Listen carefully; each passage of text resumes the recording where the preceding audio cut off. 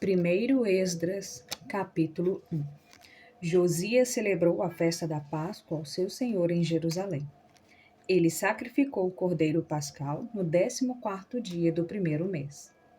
Tendo organizado os sacerdotes de acordo com suas divisões, vestidos em seus trajes no templo do Senhor. E disse aos levitas, os servos do templo de Israel, que se santificassem ao Senhor e colocassem a arca santa do Senhor na casa do rei Salomão, filho de Davi, havia edificado.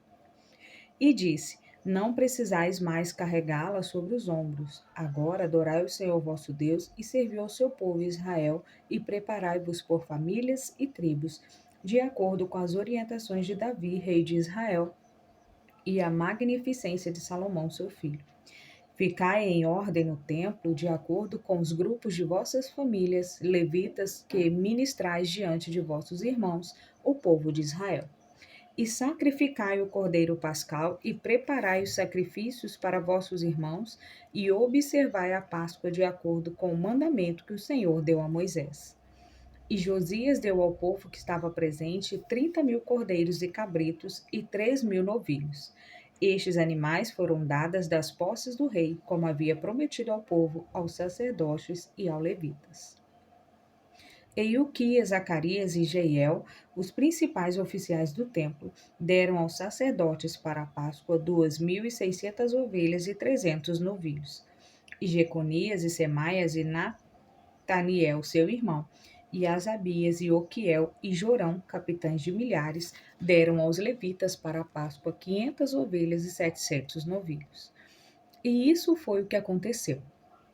Os sacerdotes e os levitas, adequadamente trajados e com os pães asmos, ficaram de acordo com as tribos.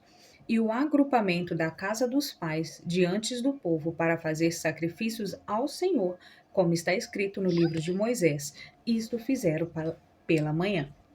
Assaram o cordeiro pascal no fogo, como exigido, e ferveram os sacrifícios em potes e panelas de latão com cheiro agradável. E os levaram ao povo. Depois prepararam a Páscoa para si mesmo e para seus irmãos sacerdotes, os filhos de Arão. Porque os sacerdotes ficaram oferecendo a gordura até a noite. Por isso os levitas a prepararam para si e para seus irmãos sacerdotes, os filhos de Arão. E os cantores do templo, os filhos de Asaf, estavam com seus lugares de acordo com o arranjo feito por Davi, e também Asaf, Zacarias e Édino, que representavam o rei. Os porteiros estavam em cada portão. Ninguém precisava se afastar de suas ocupações, pois seus irmãos levitas prepararam a Páscoa para eles. As foram realizadas atividades relacionadas aos sacrifícios ao Senhor naquele dia. A Páscoa foi observada. E os sacrifícios foram oferecidos no altar do Senhor, de acordo com a ordem do rei Josias. E o povo de Israel, que estava presente naquele momento, observou a Páscoa e a festa dos pães asmos por 7 dias. Uma Páscoa como esta não era celebrada em Israel desde o tempo dos profetas Samuel. Nenhum dos reis de Israel tinha observado a Páscoa como Josias, e os sacerdotes e os levitas e os homens de Judá e todo Israel que habitava em Jerusalém. No 18º ano do reinado de Josias, esta Páscoa foi celebrada. E os atos de Josias eram justos aos olhos do Senhor, pois seu coração estava cheio de bondade. Os eventos de seu reinado foram registrados no passado com respeito àqueles que pecaram e agiram impiamente em relação ao Senhor, além de qualquer outra pessoa ou reino, e como entristeceram grandemente o Senhor, de modo que as palavras do Senhor se levantaram contra Israel. Depois de todos esses atos de Josias, aconteceu que Faraó, rei do Egito, foi guerrear em Carquemes, no Eufrates, e Josias saiu contra ele. E o rei do Egito enviou palavra a ele, dizendo: O que temos um contra o outro, rei da Judéia?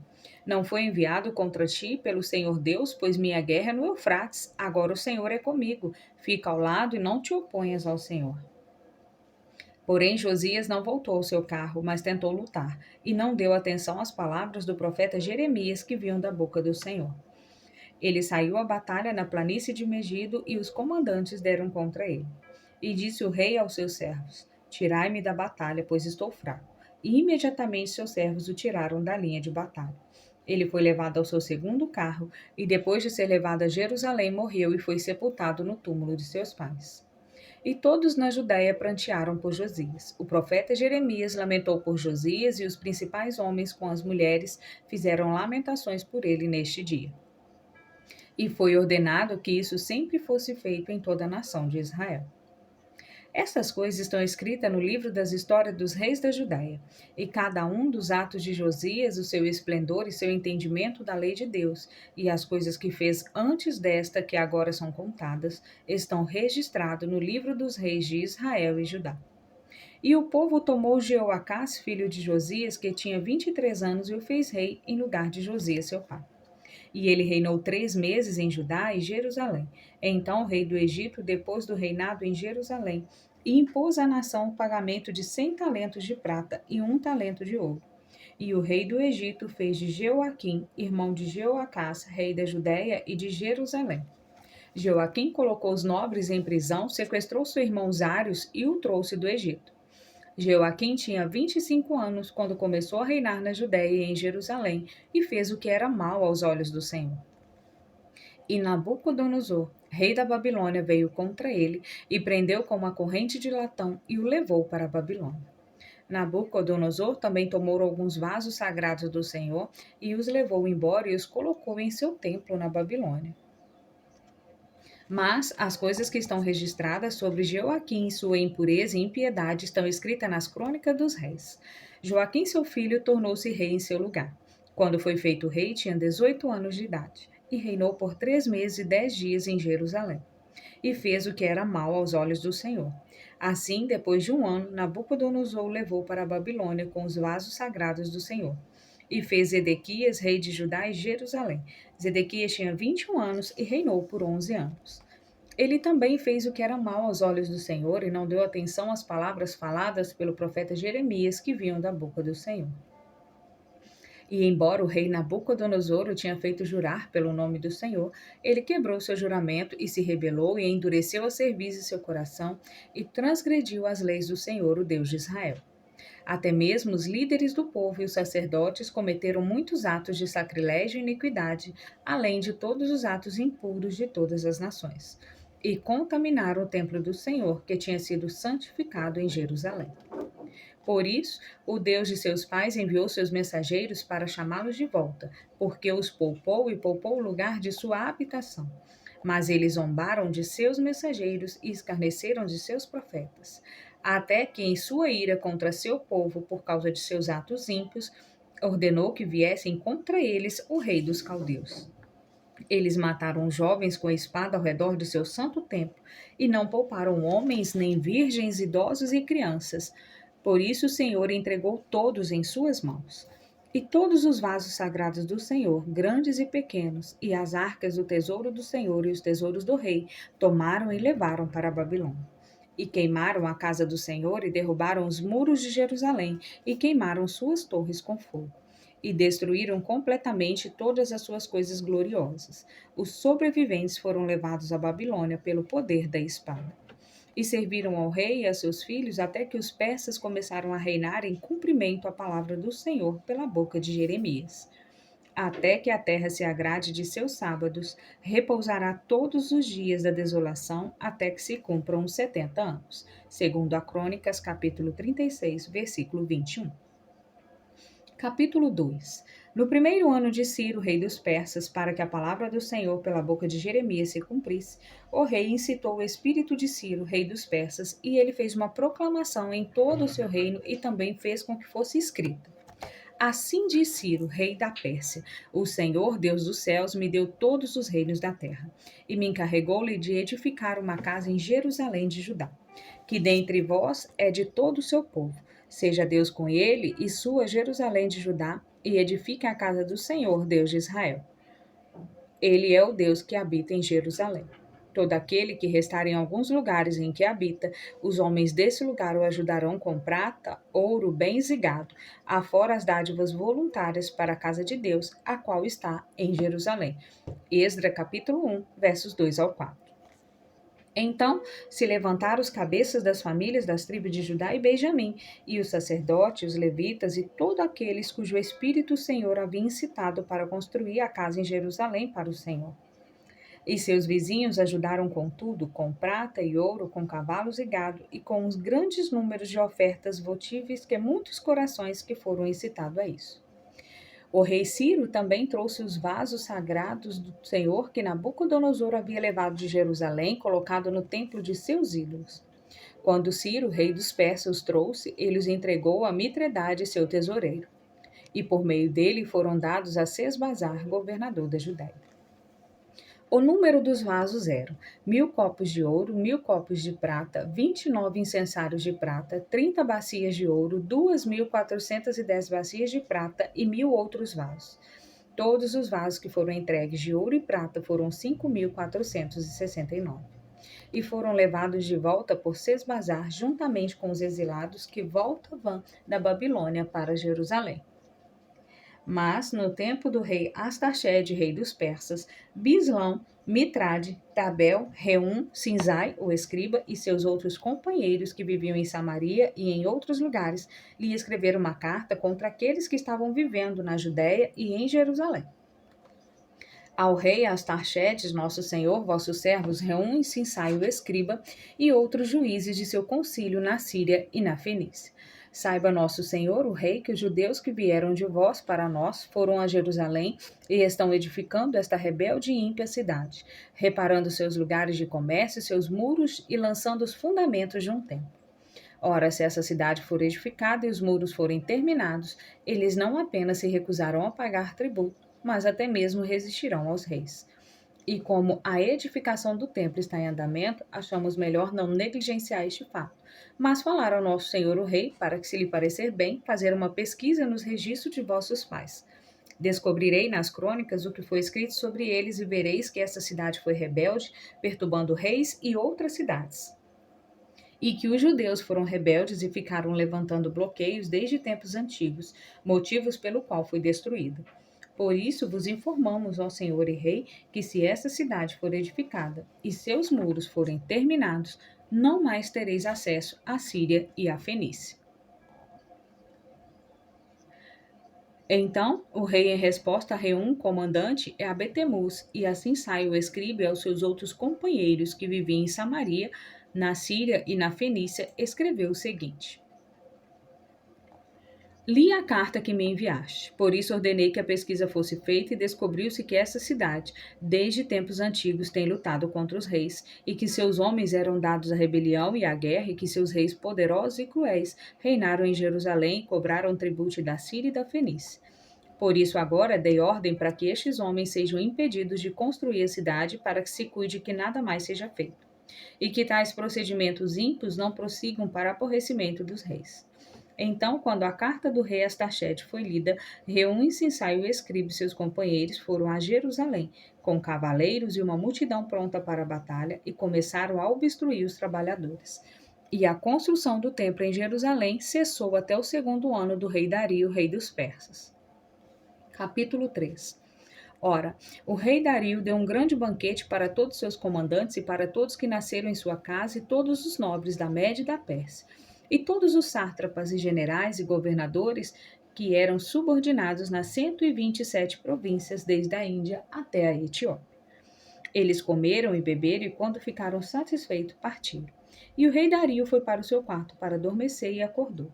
Então os 3 jovens do corpo da guarda que faziam a guarda da pessoa do rei disseram entre si: que um de nós declare uma coisa mais forte, e aquele cuja declaração parecer mais sábia, o rei Dario dará ricos presentes e grandes honras de vitória. Será vestido em púrpura e beberá em copos de ouro e dormirá em uma cama de ouro, e terá um carro com rédeas de ouro e um turbante de linho fino e um colar sobre seu pescoço. E por causa de sua sabedoria se sentará perto de Dario e será chamado de parente de Dario. Então cada um escreveu sua declaração e a selaram e as colocaram debaixo do travesseiro do rei Dario. E disseram: Quando o rei acordar, lhe daremos os escritos, e aquele cuja declaração o rei e os 3 nobres da Pérsia julgarem ser a mais sábia, será dada a vitória segundo o que está escrito. O primeiro escreveu: O vinho é o mais forte. O segundo escreveu: O rei é o mais forte. O terceiro escreveu: As mulheres são as mais fortes, mas a verdade triunfa sobre todas as coisas. Quando o rei acordou, pegaram os escritos e lhe deram e ele leu. Então, ele mandou chamar todos os nobres da Média e da Pérsia, os sátrapas e os generais, os governadores e os prefeitos, e se assentou na câmara das reuniões, e os escritos foram lidos em sua presença. E ele disse: Chamai os rapazes e cada um explique sua declaração. Assim eles foram chamados e entraram. E lhes disseram: Explicai o que escrevestes. Então o primeiro, que havia falado sobre o vinho, começou a dizer: Senhores, qual é a força do vinho? Ele desvia a mente de todo que os bebem. Ele torna iguais a mente do rei e do órfão, do escravo e do livre, do pobre e do rico. Ele dirige todos os pensamentos para festejos e alegria e se esquece de toda dor e dívida. Ele faz todos os corações se sentirem ricos, esquece reis e sátrapas e faz cada um falar em milhões. Quando os homens bebem, esquecem-se de ser bondoso para com os amigos e irmãos e logo puxam suas espadas. E quando se recobram os efeitos do vinho, não se lembram do que fizeram. Senhores, não é o vinho mais forte, já que o leva o homem de todas essas coisas? Depois de dizer isso, parou de falar. Capítulo 4. Então, o segundo, que havia falado da força do rei, começou a falar: Senhor, não são fortes homens que governam a terra e o mar e tudo o que há neles? Mas o rei é o mais forte. Ele é o Senhor e mestre, e tudo o que ele diz, eles precisam obedecer. Se eles lhe disserem para fazerem guerra um contra os outros, eles fazem. Se o mandam lutar contra o inimigo, eles lutam e conquistam montanhas, muralhas e torres. Eles matam e são mortos, e não desobedecem à ordem do rei. Se alcançam a vitória, trazem tudo ao rei. Tudo o espólio que conquista e tudo ao mais. Da mesma forma, aqueles que não servem no exército nem fazem guerra, mas aram o solo, sempre que semeiam, fazem a colheita e trazem uma parte dela ao rei. E estimulam uns aos outros a pagarem seus impostos ao rei. E apesar disso, ele é apenas um homem. Se lhe diz para matar, matam. Se lhe diz para libertar, libertam. Se lhe diz para atacar, atacam, e se lhe diz para destruir, destroem. Se lhe diz para construir, constroem. Se lhe diz para cortar, cortam. Se lhe diz para plantar, plantam. Todo o seu povo e todos os seus exércitos obedecem. Além disso, ele se deita, come, bebe e dorme, mas eles ficam velando ao seu redor e ninguém pode sair para tratar de seus próprios assuntos nem desobedecer. Senhor, por que não é o rei mais forte, já que ele deve ser obedecido desta forma? Depois de dizer isso, parou de falar. Então, o terceiro, que é Zorobabel, que havia falado sobre as mulheres e a verdade, começou a falar: Senhores, o rei não é grande, os homens não são muitos e o vinho não é forte? Então, quem é seu mestre? Ou quem é o seu senhor? Não são as mulheres? As mulheres fizeram nascer o rei e todas as pessoas que governam sobre o mar e a terra. Das mulheres foi que viemos, e as mulheres educamos homens que agora plantaram as videiras, das quais vem o vinho. As mulheres fazem as roupas dos homens e lhes trazem glória. Os homens não podem existir sem as mulheres. Se os homens ajuntam ouro e prata ou qualquer outra coisa bonita e vem uma mulher de boa aparência e beleza, deixam ir tudo embora e ficam olhando para ela. E todos preferem ela ao ouro e a prata ou qualquer coisa bonita. Um homem deixa seu próprio pai, que o criou, e seus próprios pais e se une à sua mulher. Com a sua esposa, ele termina seus dias sem pensar em seu pai, sua mãe ou seu país. Por isso, deveis perceber que a mulher vos governa.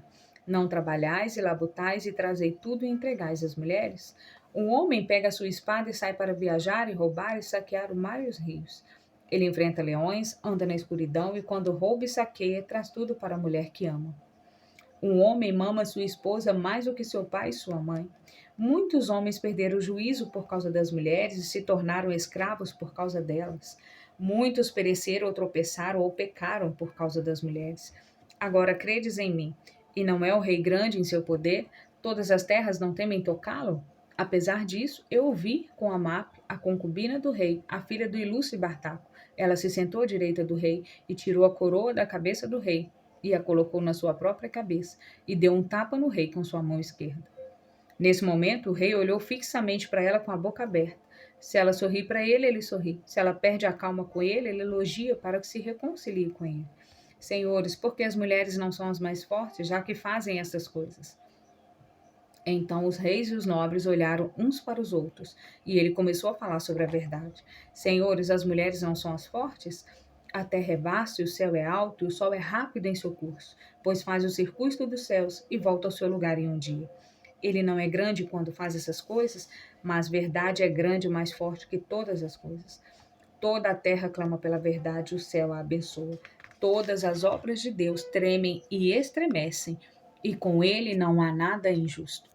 O vinho é injusto, o rei é injusto, as mulheres são injustas, todos os filhos dos homens são injustos, todas as suas obras são injustas e todas as outras coisas são injustas.